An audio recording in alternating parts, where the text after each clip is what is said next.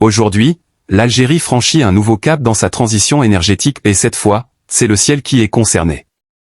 Ce samedi, à Alger, une rencontre internationale d'envergure s'est tenue sous le thème « La durabilité pour une aviation verte », organisée par Air Algérie. Autour de la table, ministres, experts, représentants d'institutions internationales. Tous réunis pour repenser l'avenir d'un secteur encore très dépendant des énergies fossiles. Parmi les intervenants phares, Noureddine Yassa, secrétaire d'État chargé des énergies renouvelables. Il a pris la parole pour réaffirmer l'engagement de l'Algérie dans la lutte contre le changement climatique et surtout, dans la décarbonation du transport aérien.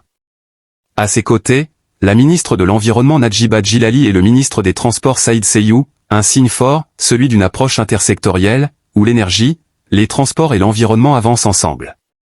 Selon Noureddine Yassa, c'est cette synergie qui permettra de relever les défis climatiques. Et l'Algérie ne part pas de zéro.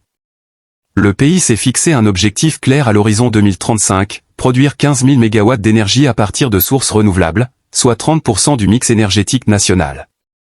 Un cap ambitieux, déjà amorcé sur le terrain.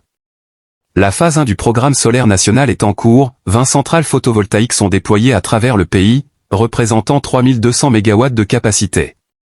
Parmi ces projets, une infrastructure stratégique à Tindouf, conçue pour alimenter en électricité verte le gigantesque complexe minier de Garat Jubilee. À la fin 2023, 600 MW étaient déjà opérationnels. Résultat, une réduction notable de la consommation d'énergie fossile, et une baisse significative des émissions de CO. Mais ce n'est pas tout. L'Algérie veut aller plus loin en intégrant des solutions technologiques de pointe dans le secteur aérien. Parmi elles, des projets pilotes de production de kérosène et de méthanol vert, destinés à l'aviation civile. Ces carburants durables pourraient permettre de réduire jusqu'à 80% des émissions liées au vol, tout en respectant les normes internationales les plus exigeantes. C'est une véritable transformation qui se prépare. Une aviation plus propre, un ciel plus vert, et une Algérie qui se positionne comme un acteur responsable de la transition énergétique mondiale. Le ciel algérien entre dans une nouvelle ère. Et ce n'est que le début.